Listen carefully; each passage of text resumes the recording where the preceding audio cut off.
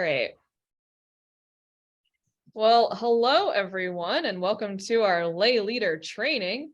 I am robinkelby. I use they them pronouns, and I am just super excited to be your Southwest District lay leader. Yay. So let's go ahead and get started here with some introductions. So let's start with the two folks that are in the room, and kind of go from there. So I'm Rex Tilley from the Brooklyn United Methodist Church, Brooklyn, Wisconsin. We're trying to figure things out, and so we've got the leadership of Robin, a young individual. We're hoping that will bring us like into the 22nd century. I've been watching a lot of Star Trek, so that pressure. makes me happy. So I forgot to mention, could you give a fun fact about yourself? In order to get my exercise this morning, I made sure the sidewalks of the church were shoveled, and then I put salt on the parking lot. Yay. Yeah, we have no one who gets paid to do that, including No. myself. Yeah. Well, good for you. It's always good whenever you can serve God and get exercise at the same time. All right. Hi, I'm Laura Pfeffer. I'm a lay leader at the Lodi United Methodist Church. My fun fact is that I raise goats. And in fact, we just butchered one last week in case you want something a little more grisly to think about. Oh, wonderful. So now we can start with the folks on the Zoom. So let's start with what my view looks like. So how about Sally, you go first. All right, I'm Sally Caperi. I am with Beaver Dam, Trinity United Methodist Church in Beaver Dam, Wisconsin. So I think we're part of the Northeast District, but I was thrilled. I've been a lay leader for a year now. And when I started, my first thing I did was went into the pastor's office and I said, what the H am I supposed to be doing? Because, well, I looked at the job description from the district website and I'm like, no, I'm not doing this. And so over the year, he and I, Eric Taylor, have been figuring out what my role is, and he's been letting me pretty much take the lead on that. So I've been enjoying it. A fun fact about me is I recently retired from designing, sewing, and installing custom casket liners. Wow. Oh, Could you give us an example? If you've seen the series Yellowstone, in the first year, they axed or sawed apart a casket and then burned one in an incinerator. And those were caskets that I made and lined. And then I before I retired, I did a casket for a movie that's coming out with Leonardo DiCaprio and somebody else. But anyway, it had to look like a 1920s interior. So it was satin. That was all. It was a lot of fun. Well, that sounds delightful. Thank you so much for joining us, Sally. Thank you. Let's move to Diana Lucas. Oh, you're muted. I know, it showed up. I'm Diana Lucas. I am at Willow Valley and Ash Creek. I have been a lay pastor there for a whopping 21 days. I would not have lasted that long if Annette Lewis hadn't been there with me. A fun fact about me. Yeah. I don't know. Oh, Tell about the cattle center. the first thing I did to meet my community was go to the auction at the cattle center and didn't realize I could buy a calf for $15. And I went berserk and had to like bury my hands under my armpits. And one of the women was just like, walk away, walk away, walk away. You cannot have a calf.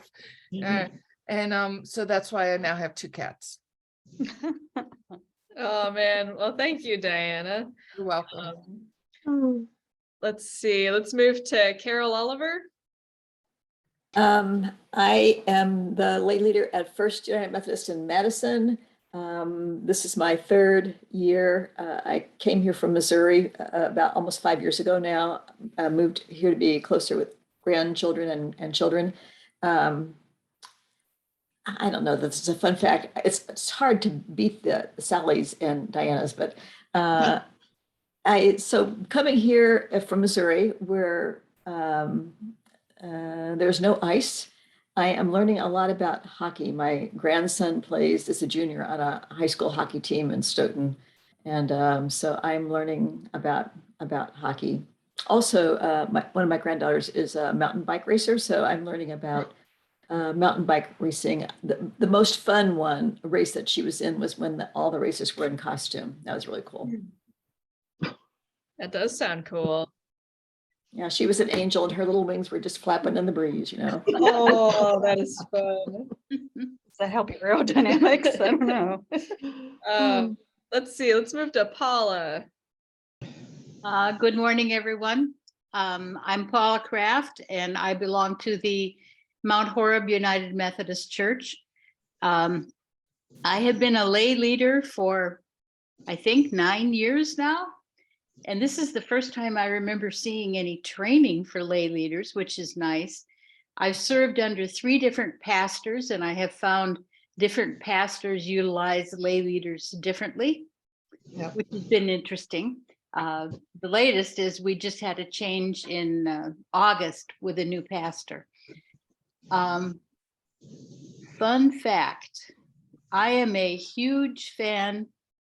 The only sport that I really follow is pro tennis. And right now the Australian Open tennis match is on. So if I nod off during the presentation today, it's because that's on in the middle of the night or the middle of the early morning. And I get hooked on watching it. And so I'm a zombie the rest of the day after that. So, so forgive me if all of a sudden I'll try to keep awake. Well, I will not be offended. I will just try to be extra exuberant to keep you up. Thank you. And then last but certainly not least, Annette Lewis. Hi, I'm Annette Lewis, and I'm from Willow Valley Church, which is where Diana is now. And I've only been a lay leader since Charge Conference when we had it in December. Fun fact, I've always lived in Ithaca and raised on a dairy farm, and I did childcare for 30 years. And I organized the Richland County Dairy Breakfast for 41 years. So that's where people come to the farm and eat breakfast. It sounds like a good place to be. Well, I'll introduce myself according to this. I mean, it's not really fair if I make you guys do it and then I don't. Well, my name is Robinkelby. Like I said, my church is Sugar River United Methodist Church, which is here. And I have been a district lay leader since annual conference, where my name was put forward as part of the nominations report and approved along with everybody else. And well, that's a slightly different process than what it is in the local church at Charge Conference, but roughly equivalent. And yeah, really my role as the district lay leader is kind of to do at the district level what you all do in the local church. So it's been really fun putting together this class because there's a lot of things that, like, you know, is very analogous between the roles. And part of it is doing trainings like this, where we make sure that we're equipping the laity in the local church. For a fun fact, I don't know, I do a lot of knitting. If you see me knitting during the class, I work on prayer shawls, and I promise I'm paying attention. So let's go ahead, and it looks like we got everybody. I'll start us off with an opening prayer. Dear Lord, thank you so much for all of the people that have gathered on the Zoom and here in person. We are just so grateful for all of the time and attention that we have for today. guide our work and our learning as we figure out what it means to be a lay leader and how that relates to other important roles in the life of the church. You are with us always, and may we never forget that. In Jesus' name we pray. Amen. Amen. All right, so I believe those of you who are joining online have gotten an email out to my lay leader resources document that I prepared. I'm just going to be going kind of, roughly down the pages of that to guide our discussion today. The other document I sent out was just kind of a guide for local church leadership. There's some really good links to webinars and resources from like UMC discipleship. So I also encourage you to use those resources as well as, you can be sharing those around. So if we're just starting up at the top, in a sentence, what does it mean to be a lay leader?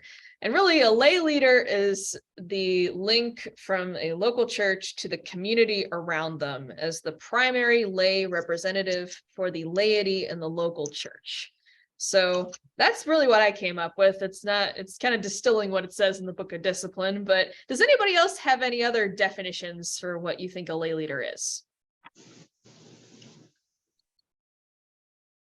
I think part of what a lay leader is, and it's just part of it, is to be an encourager of the laity in the church, to grow spiritually, to serve, also to be an encourager for the pastor. I like that, Paula. Thank you. I agree with what Paula said. I work closely with our pastor and kind of serve in his place at some committee meetings, not many, but and also I help him put together worship services. We have been working on doing series, and so he writes the sermon and I write the call to worship and offertory prayer and introductions and things like that for him to help out. So it's kind of, and an encourager is a huge part of what we do. I think, Paula, is I do a lot of encouraging of other lay people in our church to get involved.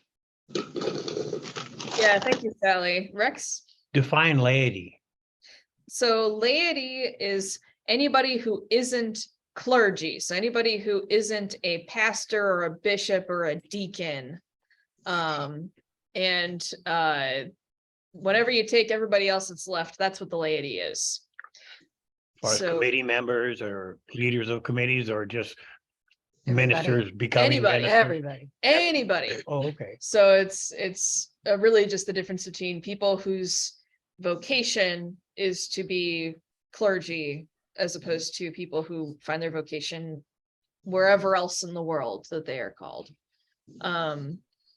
So thank you for those additions. I really like that focus on encouragement and pastoral support and care. Those are both super important. So in terms of where you can find what the Book of Discipline says about lay leaders, that's going to be in paragraph 251.1, and that's going to have all of the requirements and responsibilities for lay leaders. So Can I go back one step too? The other thing I think lay leaders can do is kind of be the eyes and ears for the pastor, because we're working with a lot of different committees and he's not always there. They're just talking to people and developing relationships. I think it can be helpful to share some of that information. Definitely. Thank you, Carol. I think that being kind of a lookout, kind of a position for where people are feeling in the local church can be really useful. If we look at, what the requirements are for a lay leader, a lay leader must be elected at a charge conference, which is usually held every fall, and they have to come from the professing membership of a local church. And if you have a multi-point charge like Diana has with Ash Creek and Willow Valley, then there should be one lay leader for Willow Valley, which would be Annette, as well as another lay leader for Ash Creek. So that every church in the charge has one lay leader.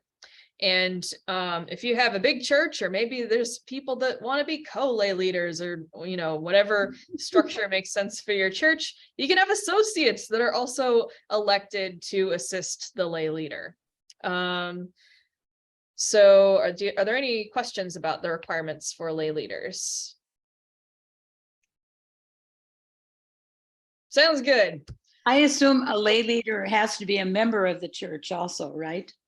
I believe so. Although if you look at the specific language in the discipline, it just says a local church. Right. So I think you can, theoretically, it really should be your own, but there might be some wiggle room in there for some extenuating circumstances.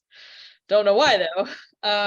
So really, whenever we look at the Book of Discipline and what it says the responsibilities of a lay leader are, it gives this whole 6-point list of all these different things. So the first thing is that they should be fostering awareness of the role of laity, both within the congregation and throughout their ministries in the home, workplace, community, and world, and finding ways within the community of faith to recognize all these ministries.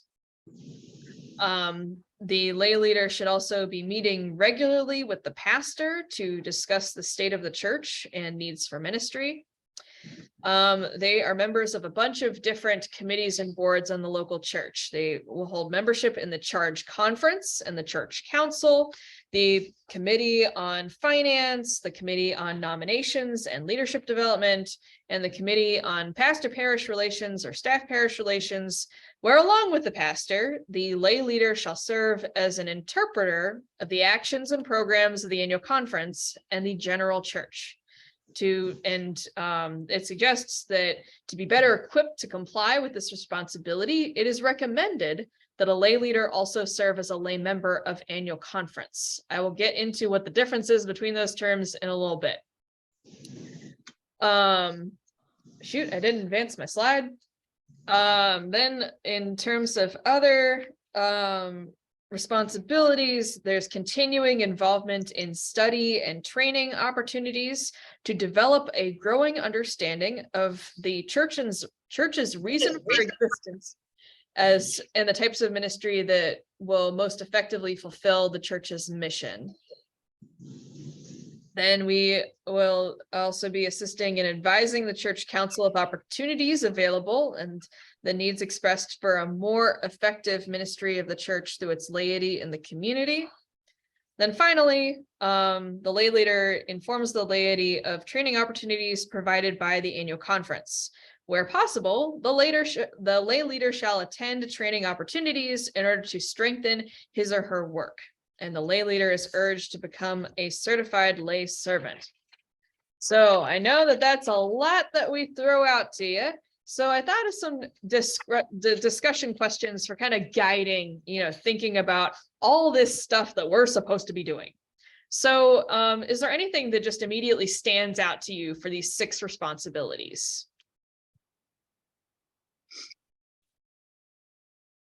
I know one of the things that bothered me when I was nominated to be a lay leader was the number of committee meetings or committees that we were expected to be a part of. And that was where I kind of dug my heels in and I said, I am not going to, sounds terrible, but I said, I'm not going to do all that. Tell me where you want me and I will go there. But I just thought, being recently retired, I didn't want to spend all my time in meetings. Mm-hmm. And it's the one thing I detest are meetings.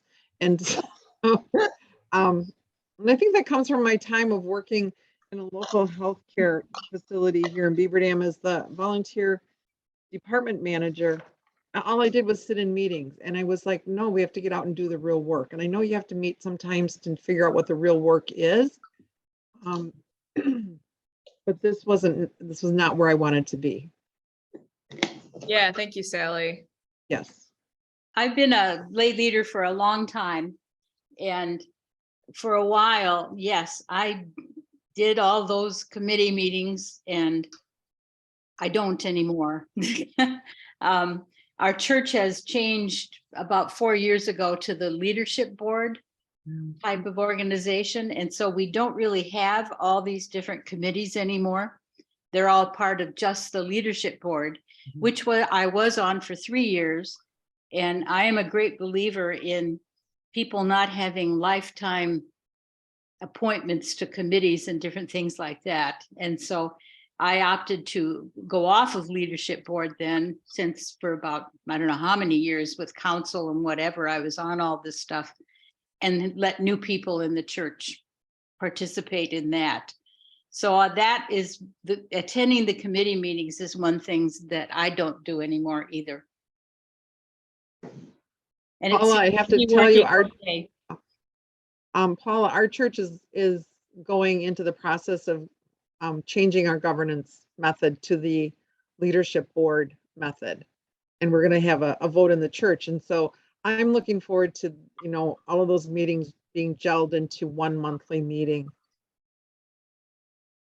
Yeah, that's something that we do here at Sugar River as well. And I think that, and whenever we think about why you're supposed to be going to all of these meetings is really like being able to have that voice in all the different areas of the church to make sure that we're keeping, our mission, what we're supposed to be doing at the forefront of all these different areas. Because I mean, you think about finance, church council, staff parish, some of these places can be hard to keep that focus on, are we kind of doing what we think is right, or are we really staying true to our mission? And like, that's kind of part of the role. So I think that, if that is something that you're struggling with or that you don't have the energy for, then it might be worthwhile to think about how you could creatively still be working with these different structures, even if you do not have the resources to go to every single meeting every single month. Maybe that is having like a point person who is basically serving in your stead for these meetings, or that you read the meeting minutes every single time, or otherwise just maybe you show up occasionally or whenever you really feel like there's something that you need to discuss. But it's important to do that kind of stuff, just because that's really what this role is kind of meant to be, is that voice of local church leadership. Yeah, so I'll say, so I've been lay leader for a year at our church, and we have a traditional structure. We have a lot of committees, and I go to a lot of meetings. I will say that some of them are more useful than others, and you do have to kind of find that balance, because sometimes if a committee is doing just sort of routine stuff and nothing exciting is going on, or there's no real way for you to have an input that's useful, right? Yeah, it seems like a waste. I will say, though, that we had a ton of turnover in our staff parish committee for our staff. And so we were doing a bunch of hiring, and our chair committee happened to have a medical issue. And so like our lay leader and as lay leader and as our representative to annual conference, we both stepped in to basically cover for him while he wasn't able to do those things. And so, I was taking a very active role in that committee, which I wouldn't normally do. The other thing that happened just this past month is that our finance committee, we're in good shape financially. So the finance committee isn't really doing a whole lot, but they're interested in developing up the membership of the church. And so, gosh, here's an opportunity that I just came across in the e-news about the foundation offering a class and money grants for creating new members. And I'm like, I need to send this out to the finance committee, because that's something that they are interested in. And so I knew that that was a something that the finance committee was actively looking at, and I was able to resource them with this opportunity. And so I think, you know, there are places and times in which being, you know, really current with what those groups are actively trying to do is important. How you do that, I don't think is, you know, a one size fits all, whether it's attending or showing up at meetings or dividing it up between you and somebody else, or however that happens. But the providing those opportunities and resources and making those connections is the important thing. Exactly. Yeah. They also are, I do go to all the meetings. I didn't see trustees listed on here, and I don't go to the trustees, but I go to yeah, SPRC nominations, finance, church council, of course. And all, I think pretty much all of our, except maybe some of the SPRC meetings are by Zoom. I don't know if everybody in all of the congregations or who are part of the meeting groups would have the technology, but attendance at meetings went up significantly when we started meeting by Zoom. I mean, you don't have to drive any place. You maybe put on a clean shirt, you know, you don't, you don't really have to do, I mean, there's, and no travel time. You're, you know, environmentally, that's a good thing. So that has really worked well for us. Yeah, I think that it just really depends on the folks you have involved, the technology Exactly. involved. But yeah, it's definitely something to consider. And there's some groups that selectively use Zoom. Like I know in my church, we just had our most recent meeting by Zoom because it's winter and it's cold. And if you have snowbirds, then they can still be involved in the life of the church, even if they are, yeah. So I think that it's just, you know, it's, we have the Book of Discipline as kind of a guidebook, but we're going to have to adapt it to our local context in order for it to really be meaningful. Let's see, moving us on our discussion questions. Is there anything that surprises you about these responsibilities?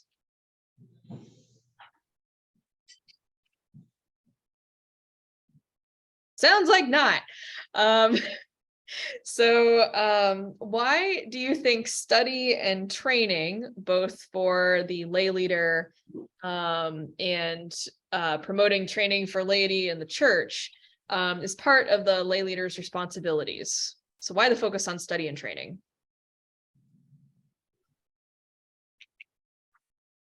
So I think part of what you do is to walk the walk that you're asking other people to do.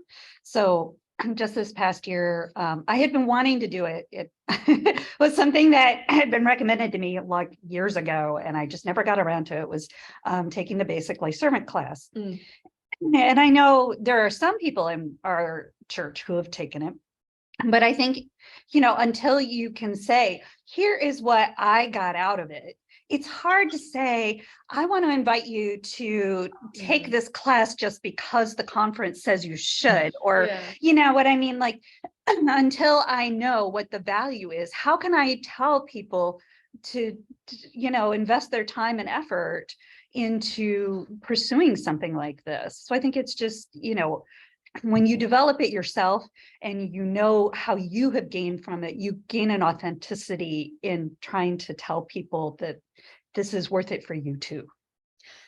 Yeah, I really agree with that.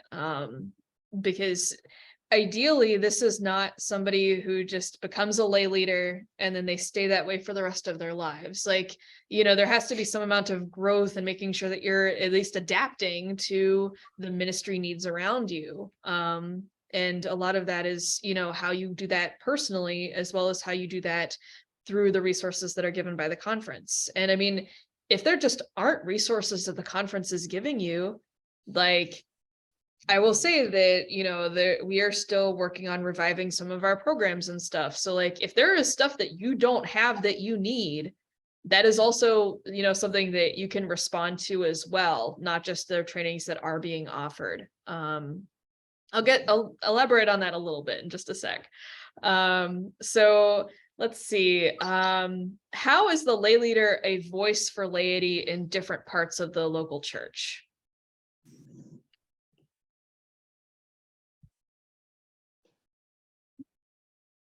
Oh, sorry. I was looking down.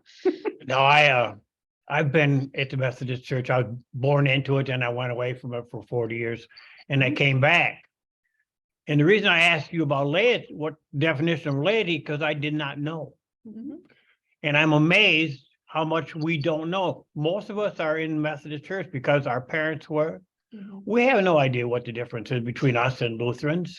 I mean, it's seriously, we're there because our parents were Methodists, our grandparents were Methodists, and it's the closest church. So what's that? So we have to explain like this disaffiliation. We had no clue and we still don't. Yeah. But we're supposed to have already handed in what if we wanted to sky out, which we're not going to. But I always figured that, meetings are a healthy alternative to work. That's the way we always consider it. Oh, goodness.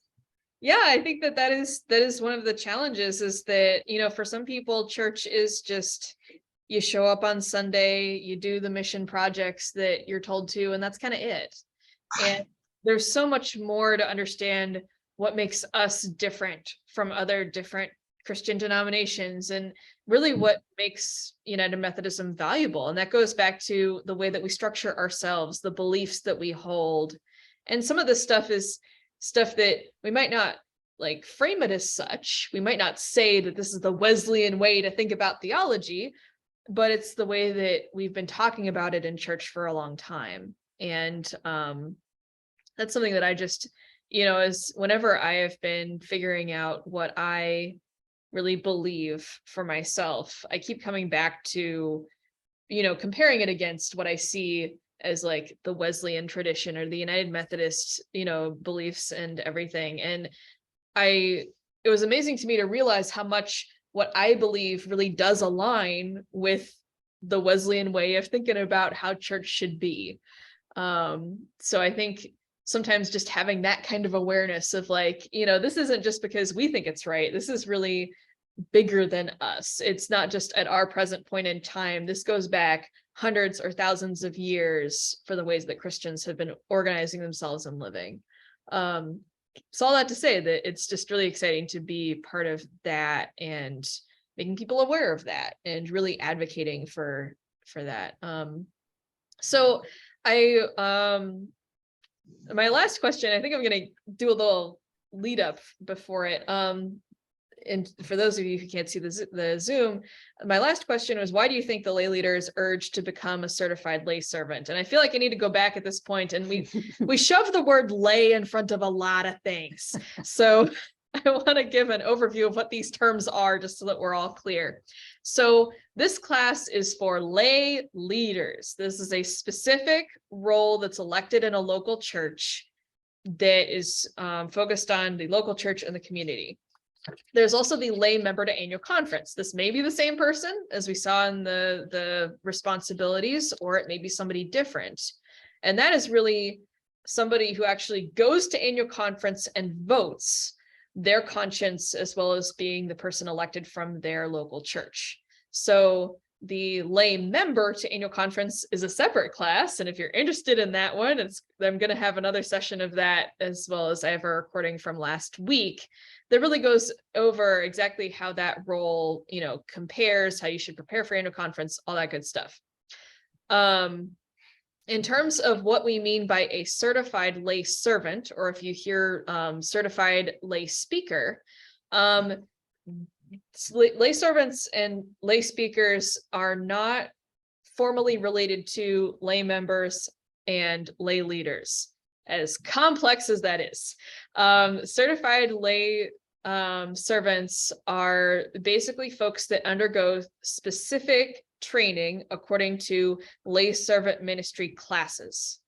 And all that means is that we recognize that there's a lot of things that we can train laity on that are just useful for the local church. That can be things like leading worship, leading public prayer, your spiritual gifts, devotional life. There's even classes on preaching and storytelling. There's all kinds of new ones they've come out with in the last couple of years. They're just fantastic. And they come out of this recognition that, we don't need to send all of our lay folks off to seminary. for them to get a good amount of information for how they can be more effective leaders. And in addition to those advanced classes on more of like a specific topic, there is also an introductory basic course, which is what we alluded to earlier. And that basic course is really focused on how just any lay person can grow their skills in communication, in leadership, and in caring ministries. And if you think about it, that's something that everybody should be doing, you know, communicating their personal faith story or to a larger audience, how you can be a better leader in things like meetings, in things like church administration, all that good stuff. And then how we actually, you know, take all of those things and use it to help people and, you know, be making disciples for Jesus Christ in the world. So all of that to say that we have all of these different kind of lay roles that, you know, different people can fulfill at one time. Like, for instance, I, back where I come from in West Virginia, at that time, I was my church's lay member to annual conference. There was somebody else who was the lay leader, and I became a certified lay servant and then a certified lay speaker. So these roles kind of operate independently from one another, but they can all be a useful way for you to grow in your life and everything. Sally. Well, what is the difference? Because I think I'm a certified lay speaker. I took all of the classes and some of the advanced classes. I mean, I took everything that I could, from the basic class to polity to history. Yeah, if you've taken all 7, there's a specific list of 7 of the basic preaching. Yes. If you've done all of those, then you are a lay speaker. Okay, all right. If Because you I have, get so confused. It's like a certified lay servant. That's a person that's done what? A basic class and then one other class? yeah, in order to get to lay servant, you take the basic and 1 or 2 advanced courses. And then Okay. for both lay servants and lay speakers, like once you reach that, you know, 7 classes, then you still have to take an advanced class every 3 years in order to maintain that. Right. So, yeah, in terms Right. of how all of that works, that is governed by the district lay servant ministries director, as well as the district committee on lay servant ministries. And here is where I'm going to go off on a tangent and say that we have not been maintaining this program in the district for a number of years. Right. And I got so frustrated because I took the basic class and then I took a class on prayer. Well, 2 things happened. COVID hit and I thought, well, this is silly. So I took all of my other classes through Be a Disciple. I love Be a Disciple. It is I do too. Fantastic classes, great teachers, well worth the cost, the price of admission. You know, the cost per class is actually very reasonable. And I always felt like I thought I got better instruction. Like, especially like in the history one, what I did through Be a Disciple and what I had actually done through the district, I got so much more out of the online because it went deeper. Yeah, there's a lot of variance in classes, you know, even that are taught in person. Right.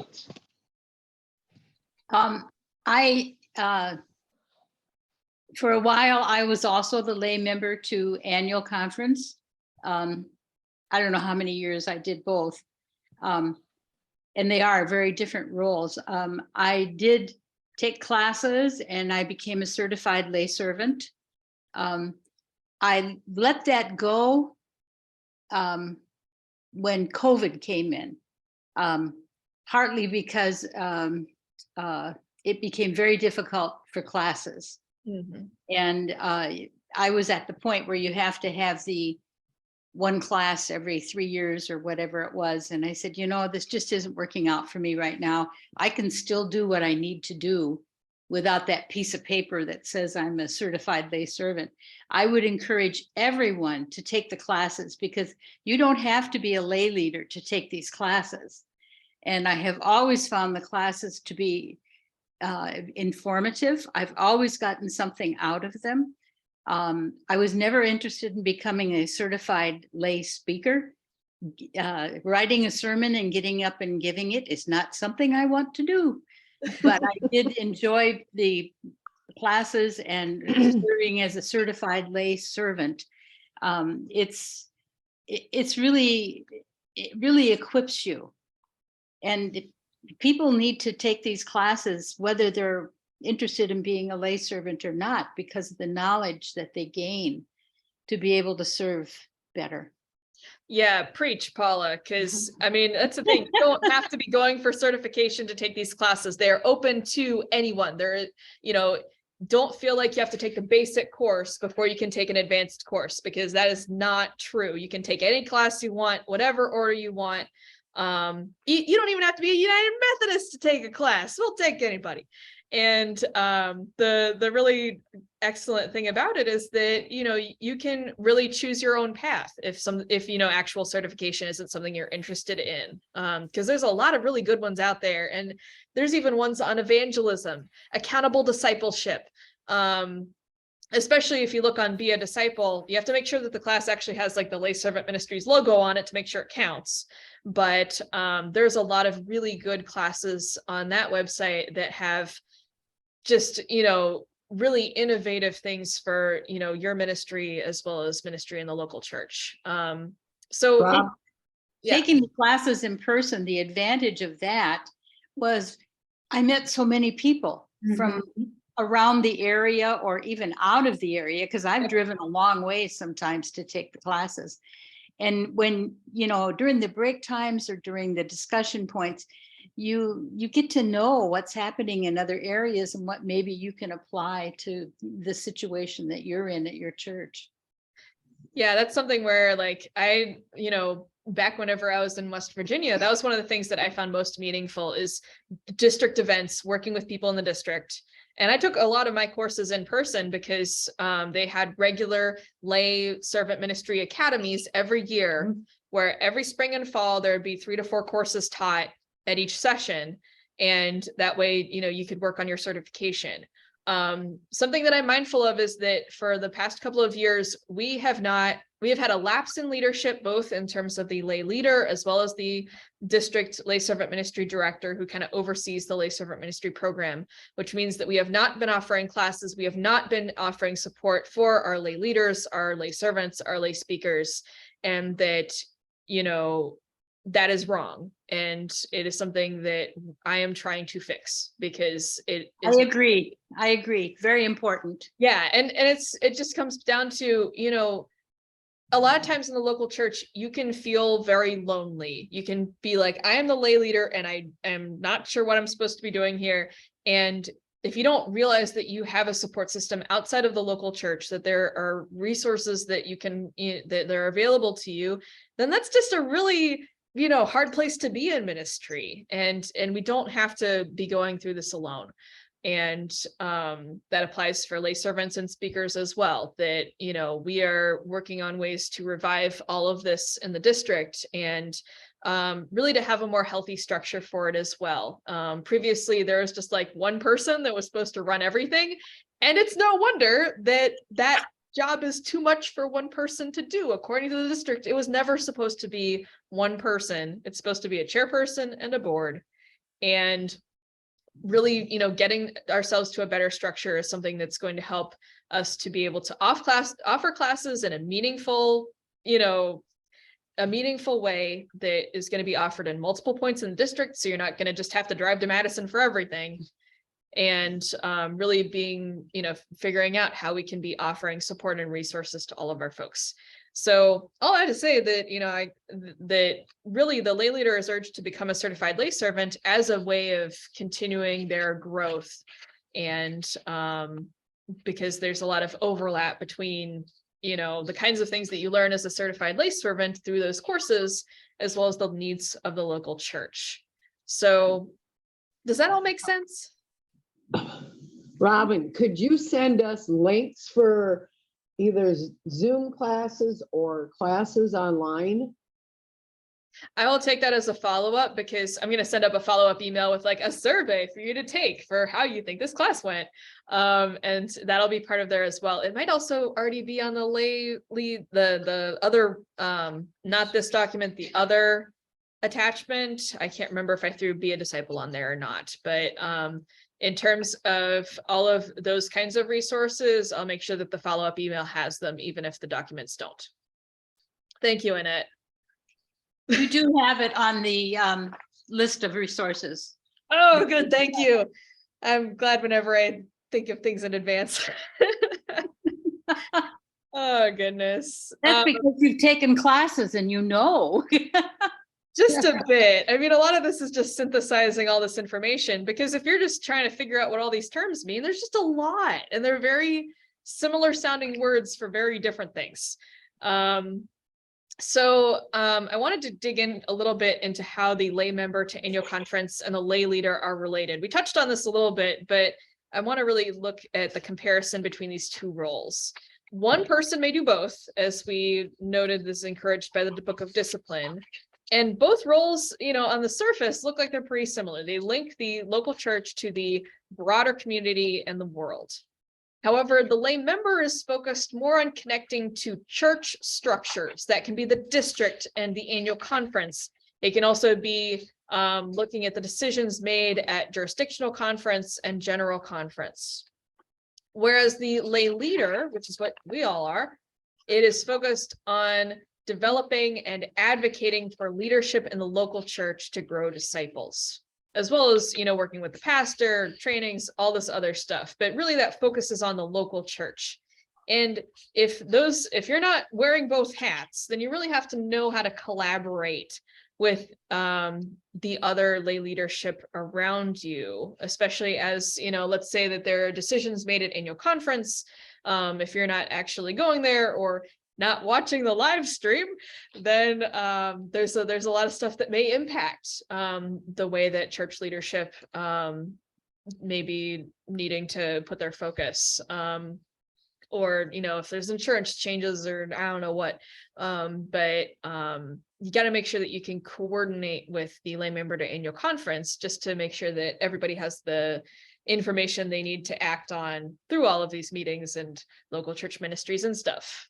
So are there any questions about that relationship?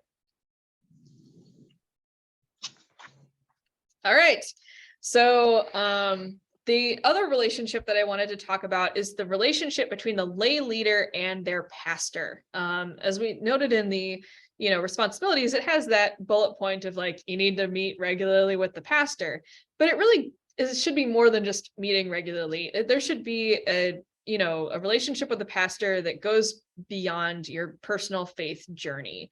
A lay leader works best whenever they have the ear of their pastor to bring a lay perspective to church decisions and, you know, the broader community that is all trying to work together to figure out this thing called church.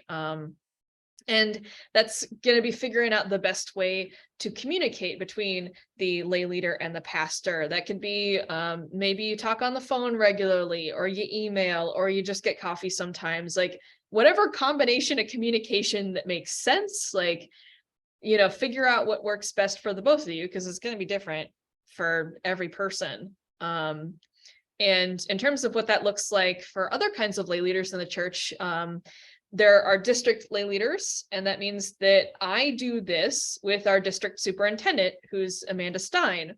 There are also conference lay leaders. Ours is currently Ben Bransel, and so he does that with our Bishop Hisu Young. So there's lots of that kind of, you know, relationships happening where, you know, it's really helpful to have that laity voice with the clergy that are shepherding the church at different levels of our structure.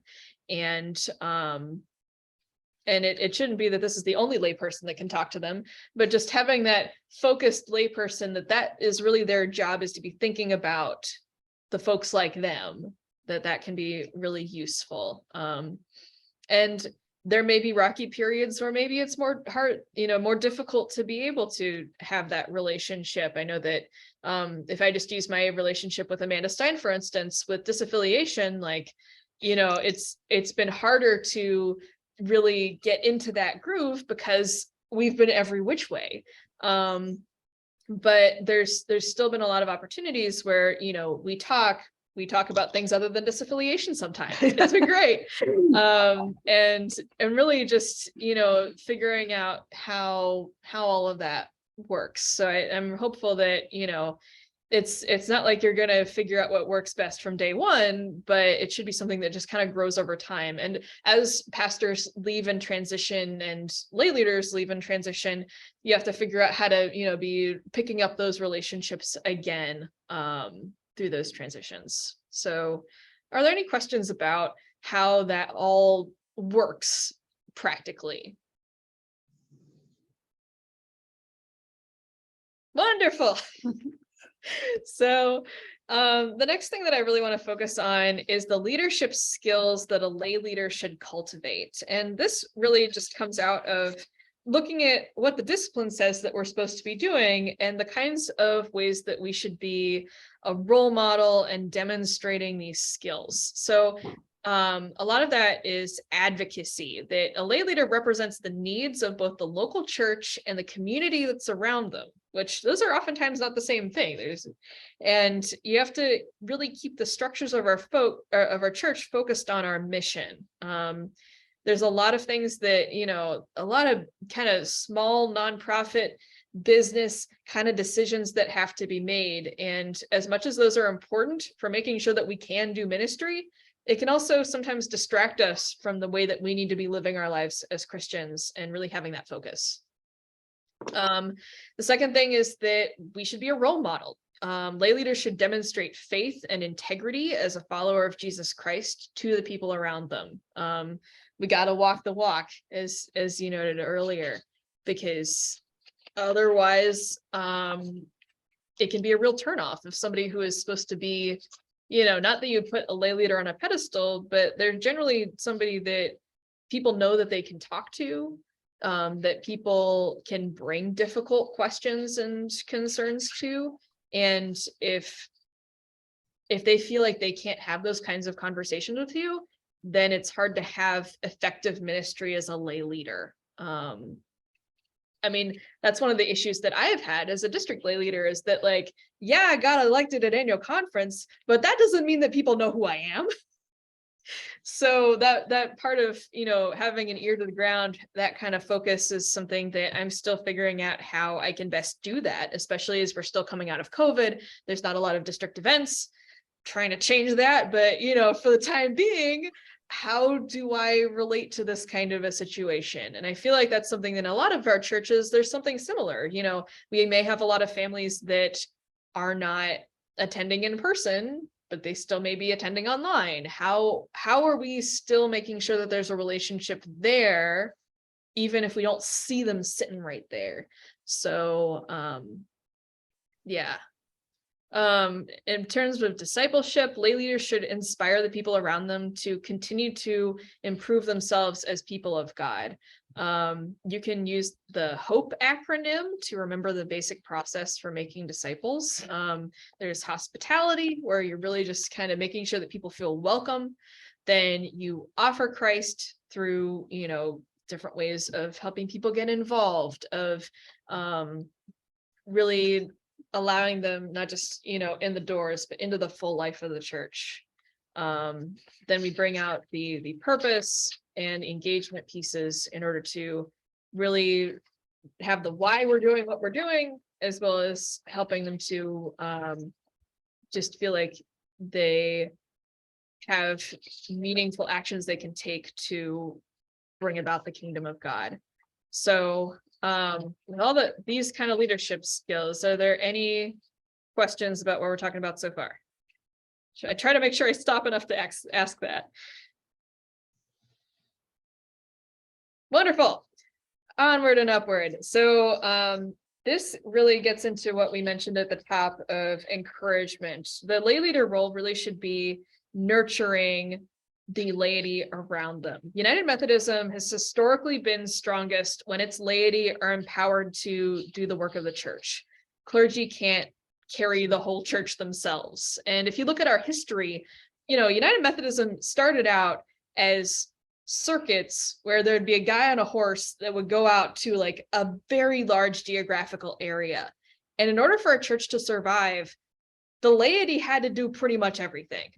And if you look at our membership numbers, over time, if you look at whenever we were growing the fastest, it was in that model of circuiting that United Methodism went everywhere in the US.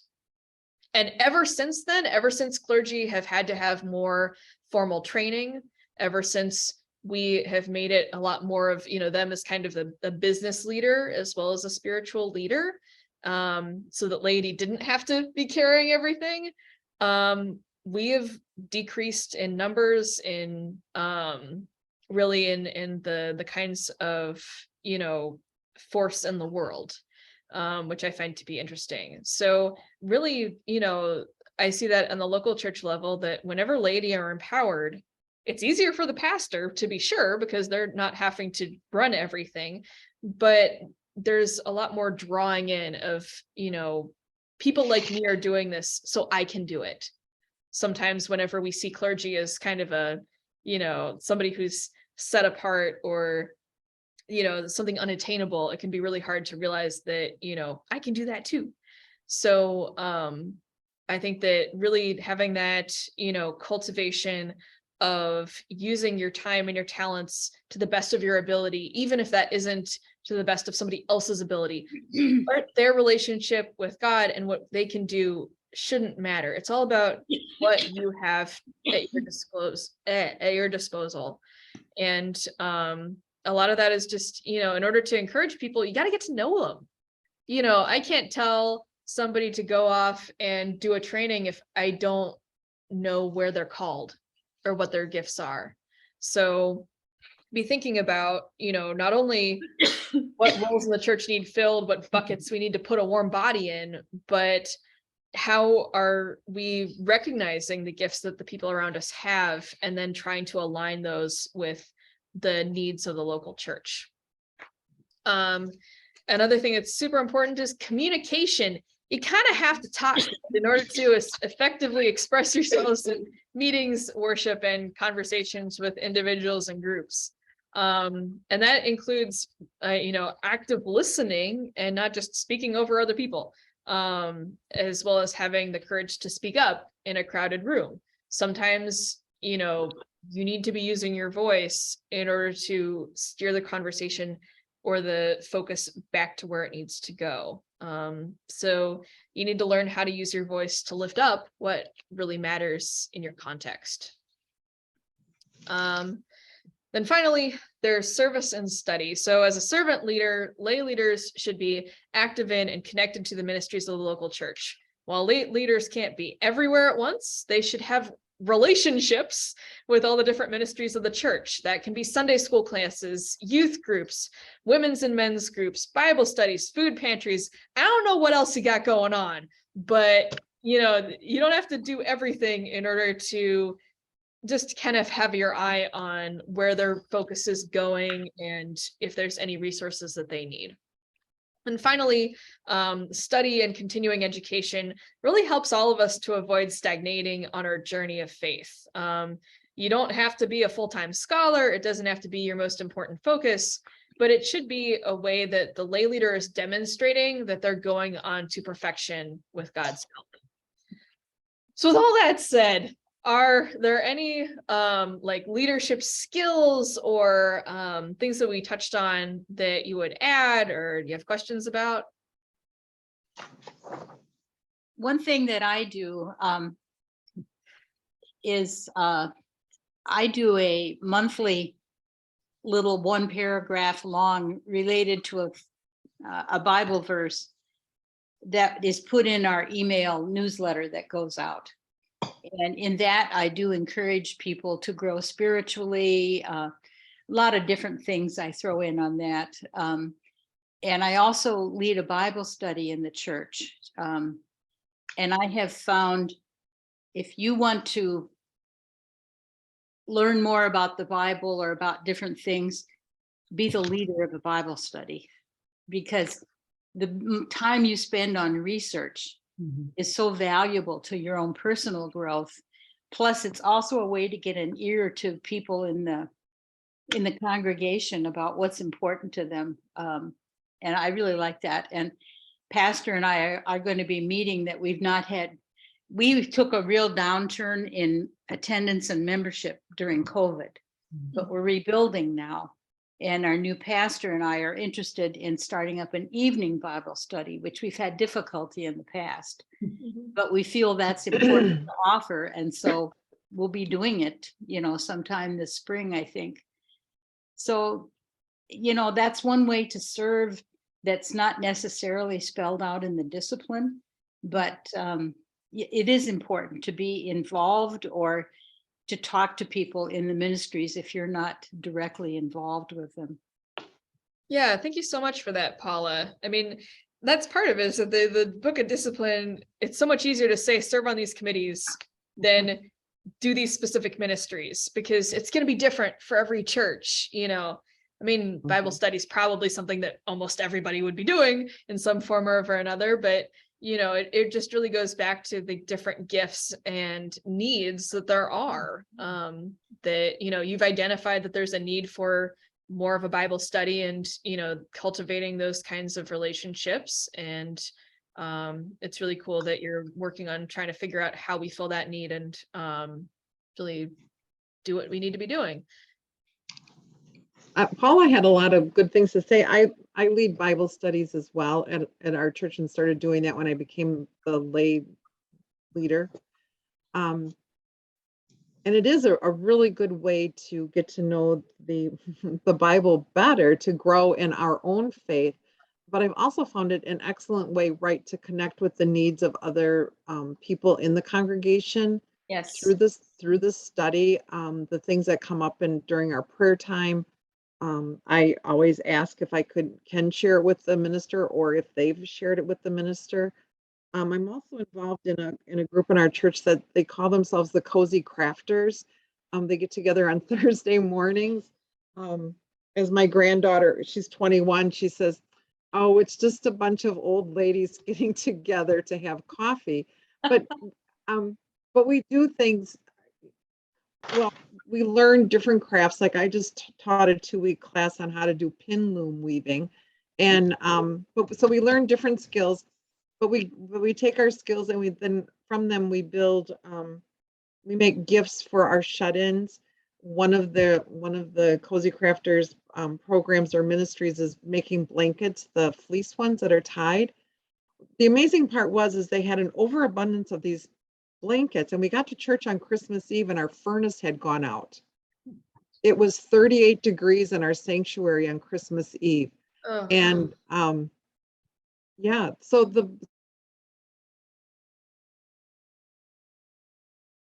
I think so it was they got a gift, and so it's a great way. The other thing we're doing with our Bible studies is we're taking them out. I think we're starting to freeze up.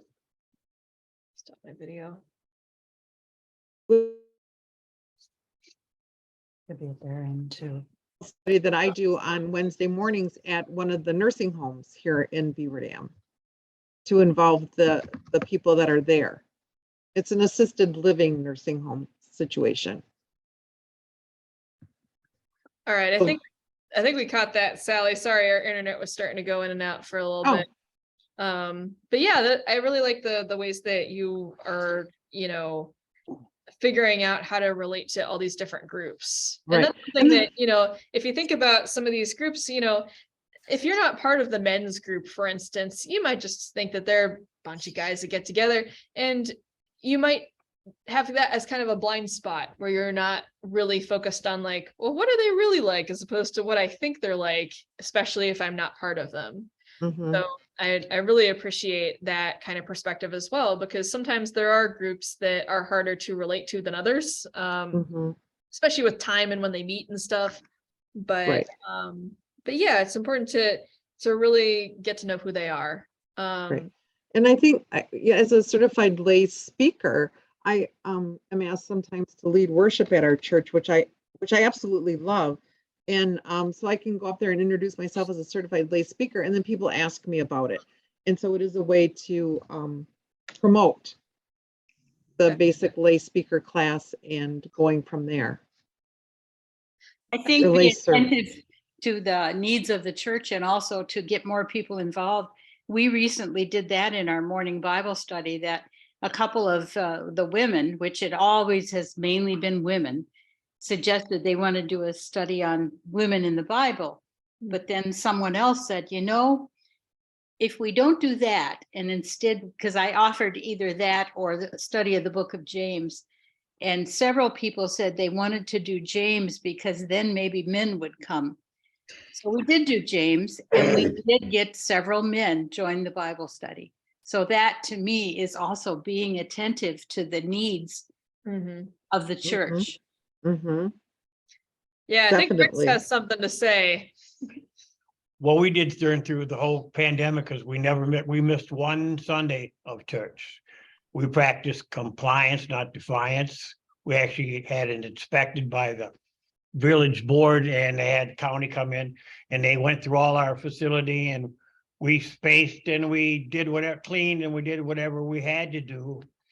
And we were always wondering, the conference would always send us things, well, we don't think you should have church. And we said, well, maybe you should go on unemployment then if you're not, and what are you doing if you're not actually having church? And so what I'm trying to say is, when you pay your apportionments, we're wondering, where's the leadership coming back? We're taking care of the church. We're taking care of the parsonage. We're taking care of the properties. We need someone to come back and say, hey, we'll do our part also. Because with this part, when you have the laity helping, the laity is the reason our church is there. And it's been the reason our church is there for the last who knows how many years. Yep. We're doing our part. Well, and part of it is that we have failed to do our part on the district and conference end for a number of years. And that has not been right. And it's been a real disservice to the work of the local churches. And we're trying to do something about it. And we're there for you. Yeah. We're willing to work with you. Let's go. Yeah. So I'm just really excited to see where we go from here, because we, across the districts, we have really seen some roles that have gone unfilled for a couple of years. We're starting to get people in them again. And I think that there's some really cool events that are going to be happening. Mark your calendar if you haven't already for March the 4th. It is a Saturday. And in Stevens Point, we're going to have the Bishop's Laity Convocation, which is going to be from like 9 to 3 or 4. We're still working on some of the schedule and everything, but it's going to be a really fantastic way to get to know other laity, to get the people in your church involved, figure out how to drive to Stevens Point together, or you can attend by Zoom. And there's just a lot of really cool stuff that we're going to have that is focused on what we need as laity, how we should be effective disciples and supporting our local churches. And this year's focus is going to be on, in light of disaffiliation and everything else, what does it mean to be a United Methodist? What has it meant in history? What does it mean today? And they're bringing in a speaker, and it's just going to be really, really great. So I really highly encourage you to mark your calendar, figure out a plan, talk to your local churches about it, because it's going to be fun. And yeah, it's going to be great. I've attended these almost every year, and they're wonderful. And this is something that, back in West Virginia, we had nothing like this. This is something that was new for me whenever I came here. And I think it's fantastic to have a day focused on laity and what they need. And it's run by our conference board of laity. So it's, there's a lot of input from the bishop, but the boots on the ground is mostly our conference board of laity, which is folks from all over the state that are focused on figuring out how we do the best thing for all of us. if you're looking at our like resources in the paper packet, I'm going to move us over to the back page, which is homework questions for lay leaders. And also I was trying to think about, how we put all this stuff into practice. I came up with these homework questions as just kind of a way of, a self-evaluation of where I'm at in my ministry and how can I grow. And so the first one here is, am I serving on the community, on the committees that I should be a member of, or equivalent structures in the local church? Like if you have a leadership board, what is my relationship there? And I give a description of what each of these are, just in case, maybe your church has a slightly different way of doing things or calls it something different, as well as what they do. So the charge conference is held every year whenever it is called by a district superintendent in the local church. Whenever it's called by a district superintendent, that doesn't mean that the district superintendent will necessarily be there, but there will be a clergy representative in their stead that is actually going to be holding it. Like, for instance, at our church last year, we had another elder who was attending here.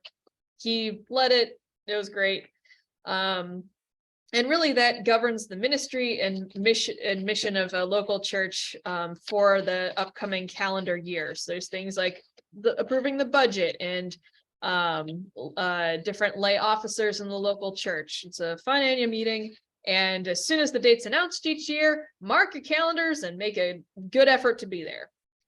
The church council is the primary administrative agency for the local church, and that will generally have representatives from various other committees. And that may meet monthly or quarterly, depending on what your church structure is. There's also the finance committee that prepares an annual budget and stewards the financial resources of the congregation.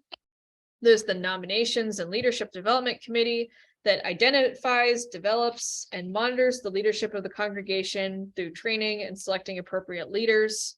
Then finally, the staff pastor parish relations committee really reflects on the work of the pastor and staff in their leadership of the church. And unlike some of these other committees, the work of the SPRC or PPRC, that is confidential. So something to be aware of if you're serving on that committee, or if you have a structure where it's like, portions of the meeting are focused on this work. You cannot tell your spouse this information. You cannot tell your friends. You cannot tell anybody who is not also on this committee. That is something that, as you're considering how you relate with these things, that is the one kind of information you cannot share, because you're essentially doing the human resources work of the church, and it is not, appropriate or fair to be spreading that information around, just as it wouldn't be for a normal, civil kind of job. So the whole rest of it is stuff that, part of being a lay leader is sharing what happens at church council and the finance and everything, because people are probably going to come to you with questions, or, you hear parking lot or hallway conversations and everything. So I think that, it's something you got to figure out what works for you in terms of what your church has and how you relate to it, so that, even if it's not you doing it alone, there could be other people that are helping you with it. Figure out what works for you.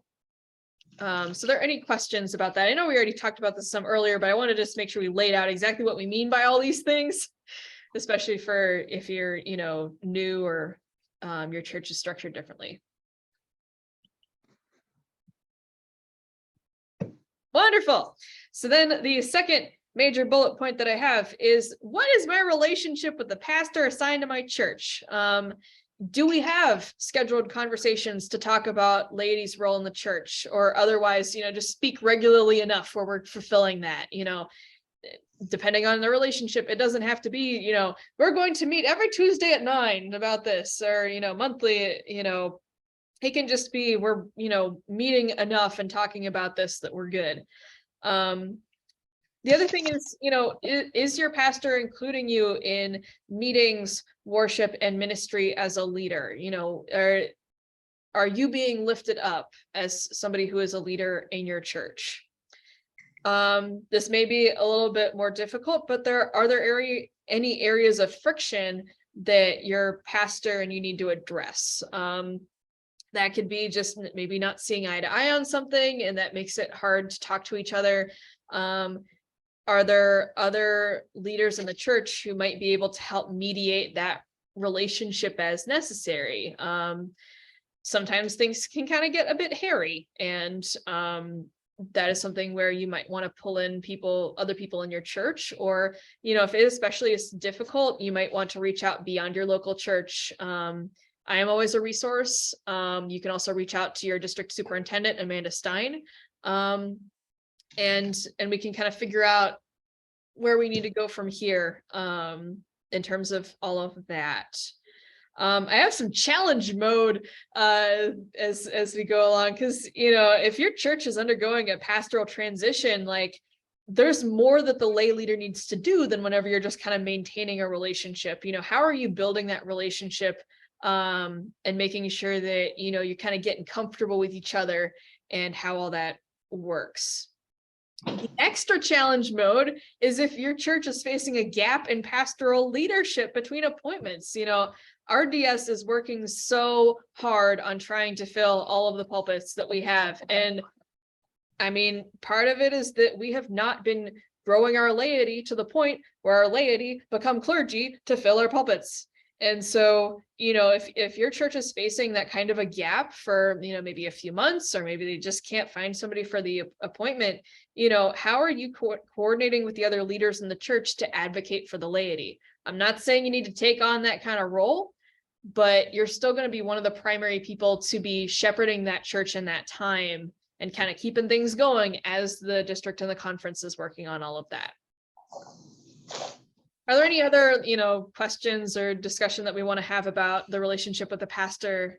Yeah. It would help if the conference would explain to the churches why there is a problem. Why are there not enough ministers, or especially when the disaffiliation going on, there's ministers, where are they going? Well, that's a big part of it, is that there are some ministers who are leaving the church, but there are others where their church wants to leave and they don't. Yeah. And there's also retirements to think about as well, that Aging. Our clergy is aging. And I mean, something that I see in this conference is that for a long time, there wasn't a focus on laity.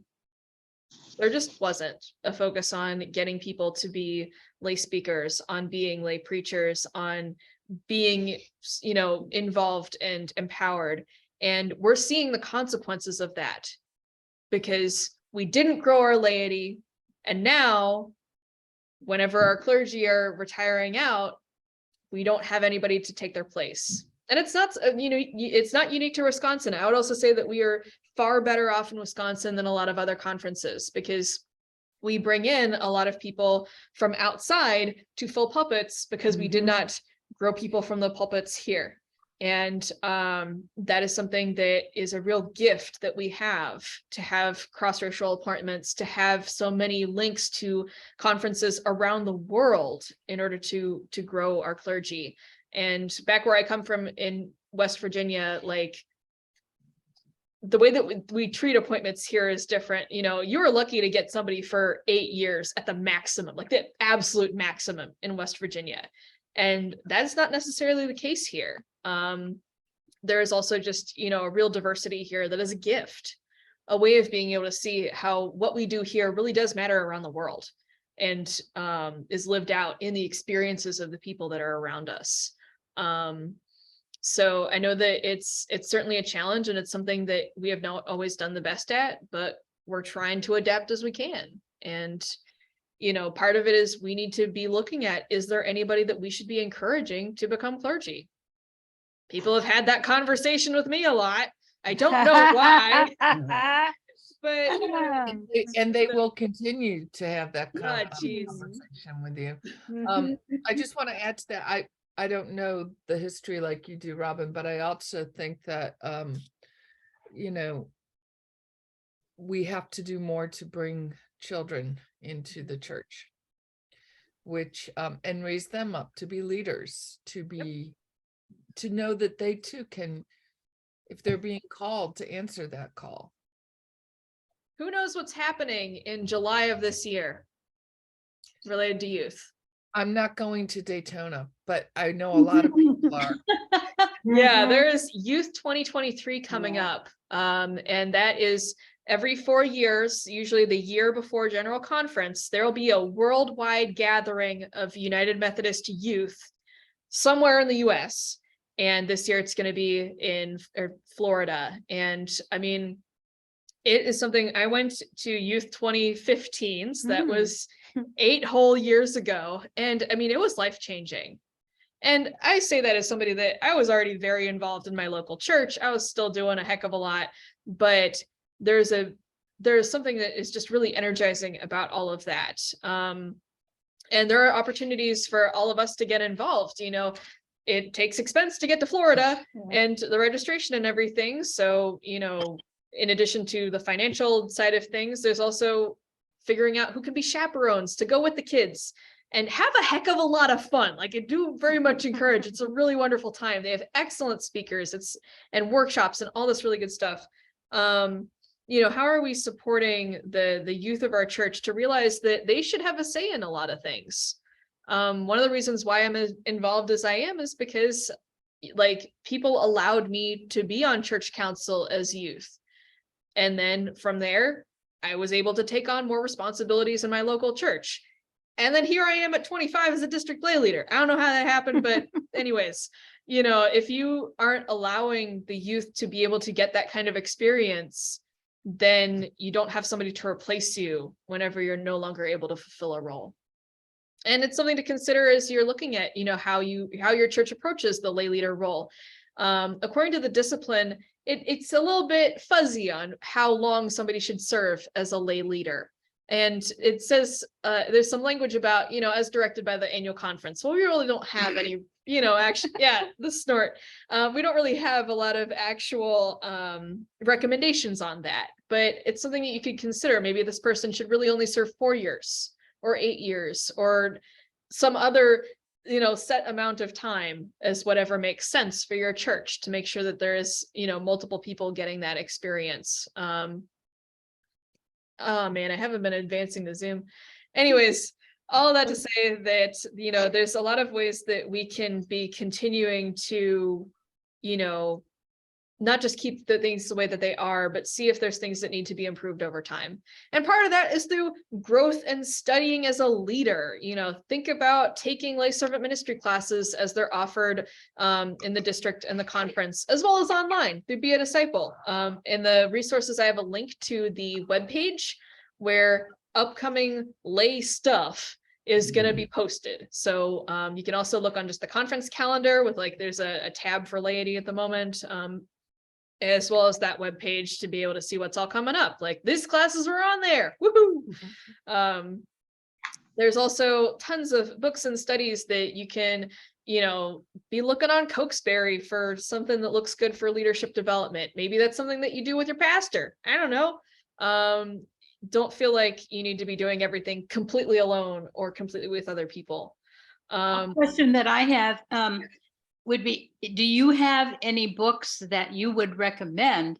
If you could possibly send out an email for us with that, because I mean, I know I go online to look at books and it's like, I usually end up ordering nothing because I get so overwhelmed about what would be the best one to help. Yeah, I would say that there's actually in some of the other resources, like in the UMC discipleship page, the webpage for lay leaders has a ton of book recommendations on there already. Oh, okay, So, thank you. yeah, it's one of those where whenever I saw that, I'm like, this is a wonderful one-stop shop for all your lay leader needs, because, you know, it's really excellent. And the other thing that is linked in there is the guidelines. I don't know if you've heard of these little cute little booklets but they make them for all kinds of really useful roles in the local church. There's ones for women's ministries and finance and trustees, and there's even ones for the pastor for whatever reason. But the cool thing is that a lot of the resources that I have prepared from here, like I didn't copy and paste from the lay member guidelines booklet, but a lot of it was, taking that information and figuring out how to condense it down to something where I could just have like a couple of pages to give people. So I would really highly recommend, getting a set of those for your church if you don't have one already, because the Lay Leader book also has a wonderful bibliography with lots of good books and studies and resources for United Methodist stuff. Thank you, Paula, for that suggestion. The other thing I'd mention is the conference e-news is the best way to stay up to date with conference events. And you should be encouraging everybody in your church to subscribe to it, because there's just good stuff on there. And, like we said earlier, you can find trainings and events on there that can be really useful. And there's also ways of signing up for district emails as well. So I know that like this email was sent out to the Southwest District email group, in addition to just being in the regular conference e-news. So that's a way to make sure that, if there's stuff happening in the district, then you might get district, specific emails to let you know. And then finally, how are you sharing books, resources, events, and information with your local church?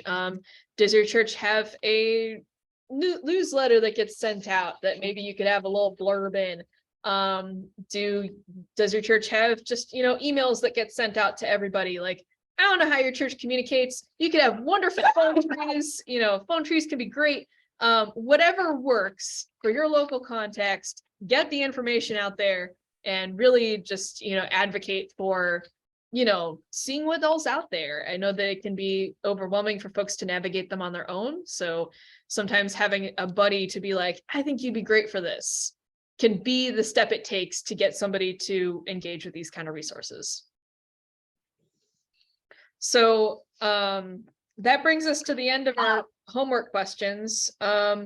And we have, it's 11:30 right now. So I'm going to start to wrap up. Is there anything else that y'all kind of want to talk about while we're, considering all this wonderful stuff? I really appreciate all the input that you've been giving and all of the experiences that you've been sharing, because I think it's been really super useful for some of our newer folks to be able to really see how this role is lived out. One thing that I find that's an issue both within my church and in the community who reads things that are going on is this whole disaffiliation issue. Oh, yes. And people ask questions about it, and I really don't have much information, even though I do try to read what I see.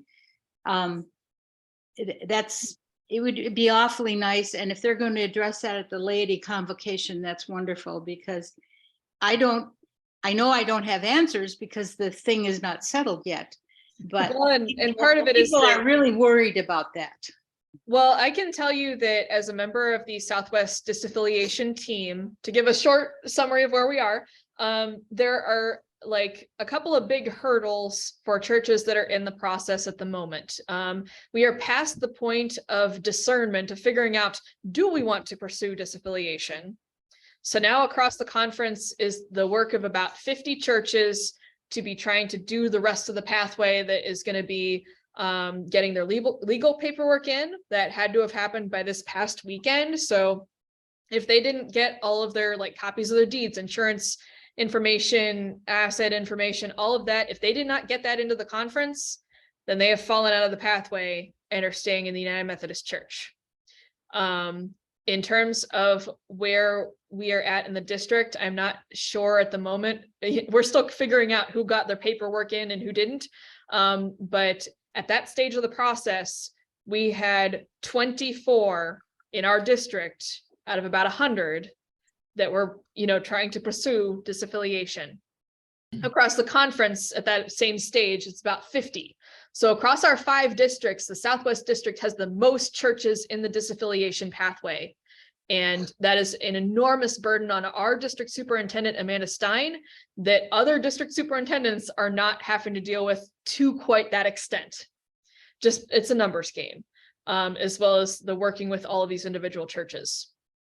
The other thing is that whenever a church is going through this process, they have to have a 2/3 vote of professing membership present at a church conference that approve the decision to leave in order for them to, again, not fall out of the pathway and stay in the United Methodist Church. We actually just held our first vote this past weekend that they were able to get by a vote of 47-1 the necessary votes to be able to leave. That does not mean that they have left, but they've gotten their vote, so that now all that is left is, once they get their vote, is their financial payment that is due 2 weeks before conference. Or as I like to call it, their bar tab. Yeah. So at They this have to pay it point, in full. there's some churches that are going to be getting their votes in the next couple of weeks. And depending on how those go, again, they're probably, of those 24, the number is probably going to go down, as not everybody gets there. Again, as soon as they get their payments in, or if they fail to get their payments in, then the number might keep decreasing. And the big thing that's going to be coming up at annual conference is then we're going to have a slate of all of the churches that make it through the pathway.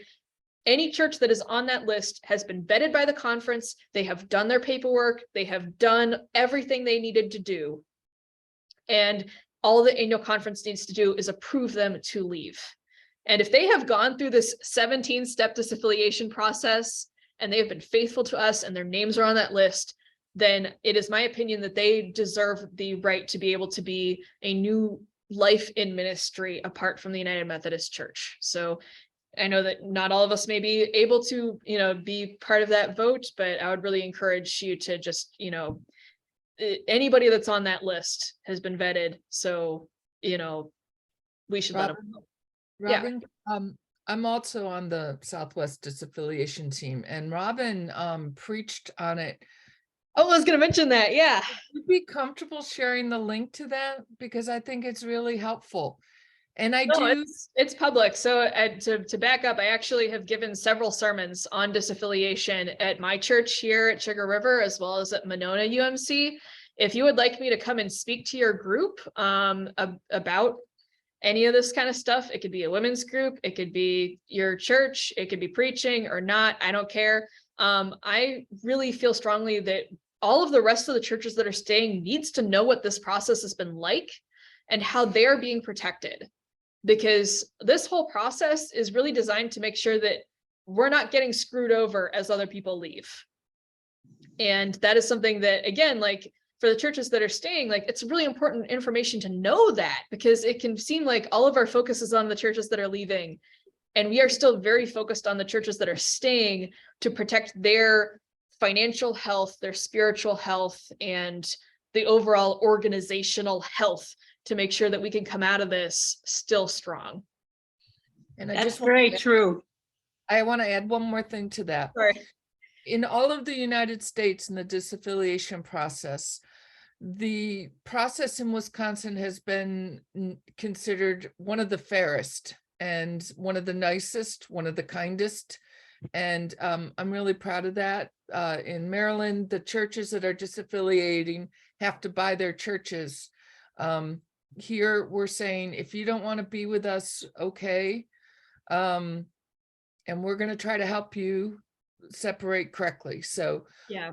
I'm very proud of our disaffiliation team. We have been yelled at and we didn't yell back.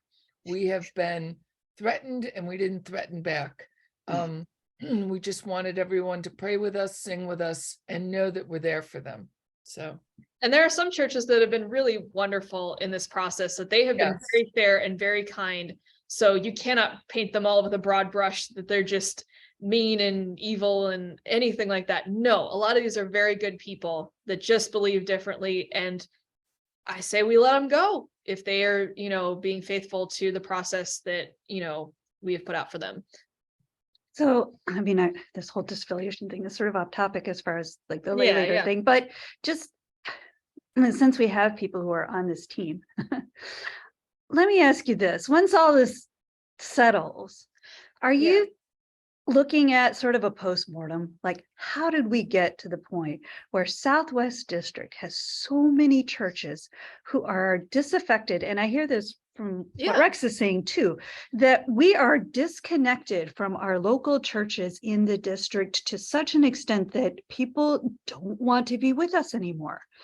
And I Yeah. just really feel like that's a failure on our part. And I would really like to see some effort in trying to, correct the things that got us to this position. And that's sort of an That's- aside, but No, I mean, it's completely correct that a lot of times it is not about the human sexuality that this whole disaffiliation Right. issue is supposed to be about.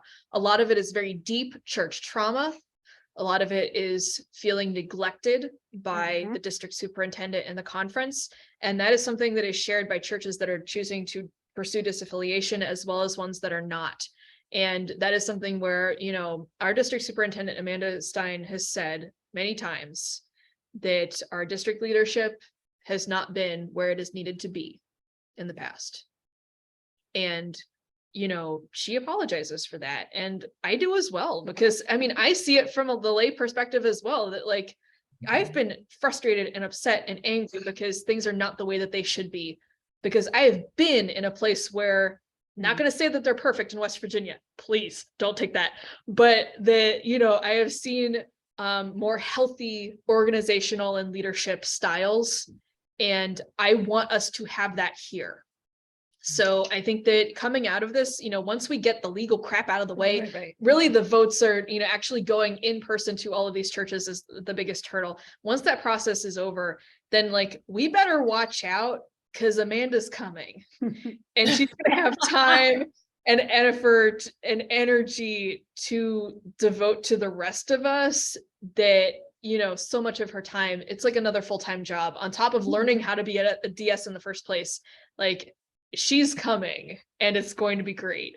And I think that there is definitely some conversations that, I like your idea of a postmortem, because I think that as we go forward and we figure out who's left, which there's probably going to be a lot that are left, even the ones going through this process, how are we maintaining that relationship? How are we looking at the attention we've been giving to the churches?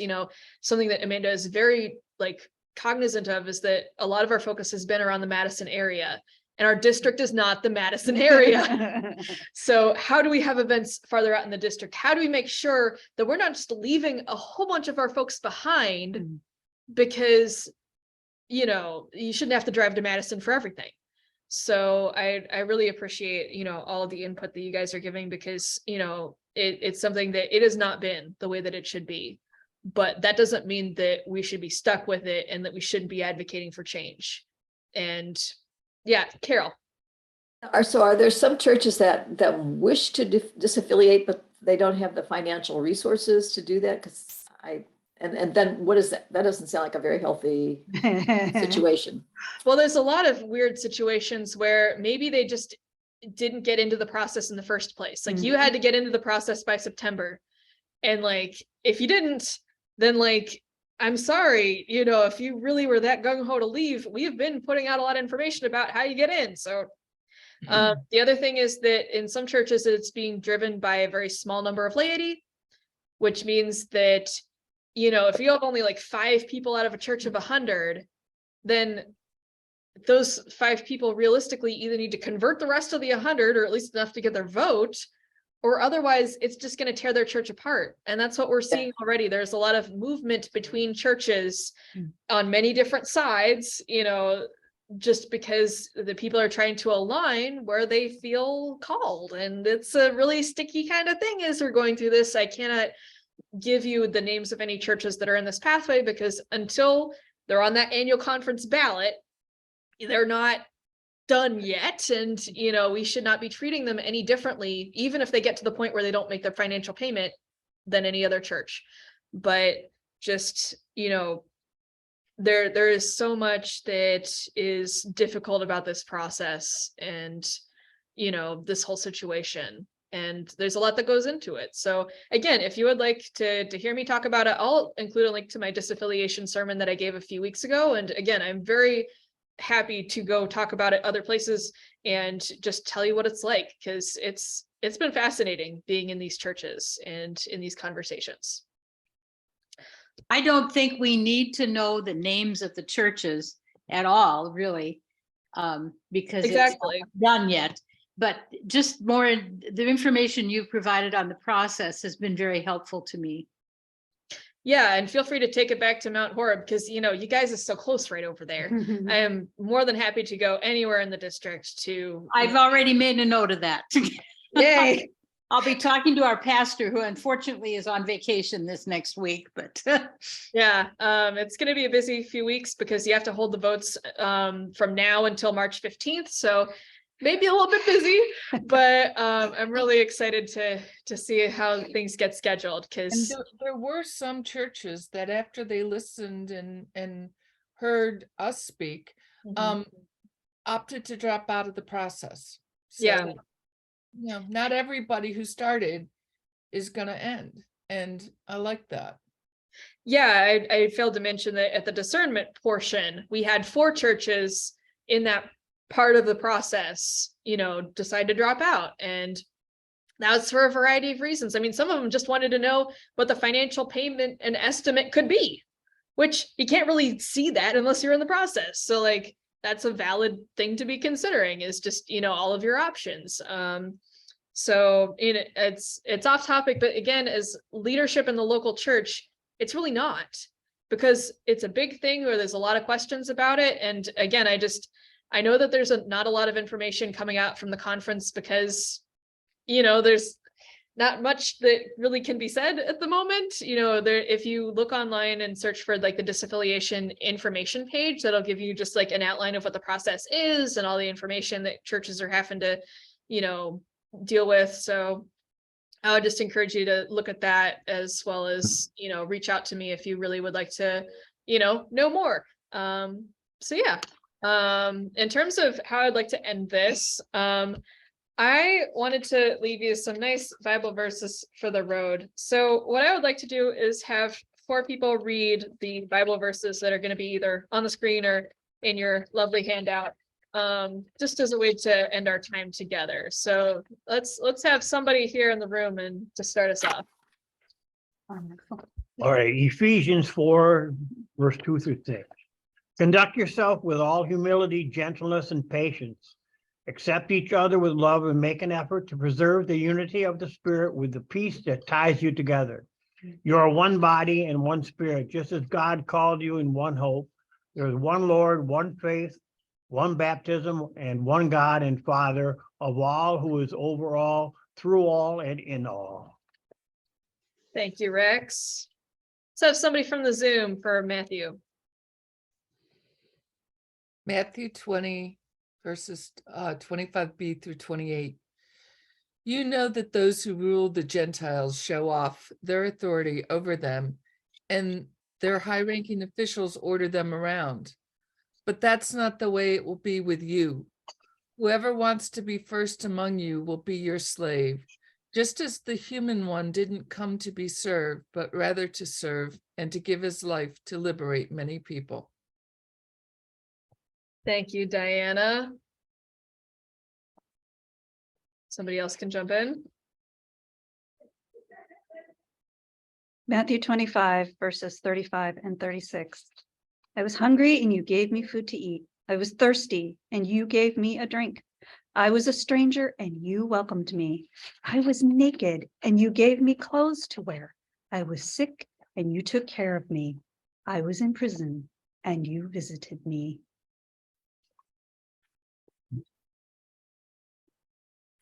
And the last one from Hebrews.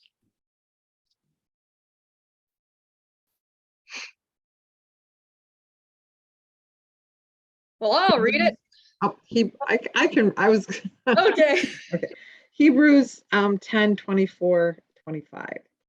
Let's also think about how to motivate each other to show love and to do good works. Don't stop meeting together with other believers, which some people have gotten into the habit of doing. Instead, encourage each other, especially as you see the day drawing near. So I just really want to, encourage you to think about, what all Bible verses speak to you and remind you that you are a beloved child of God, called to be a shepherd of God's people. And it is such important work that you're doing. I just really appreciate all the time that we have spent together and all of your attention and focus. Paula stayed awake, which is great. You have energized me. Thank you so much for this session. Oh, well, thank Thank you you, all so Robin. much for being here. This has been fun. And again, this is something that, back in where I come from, we would do training like this every year so that people would know how to perform these roles in the local church. So I just really thank you all for being here. This has been great to be putting these resources together because now I have something to use for next year. So I'm going to send up a follow-up email that'll have my sermon, the recording, other, additional resources. And I just really encourage you to fill out that survey so we can keep making these classes as good as they can be.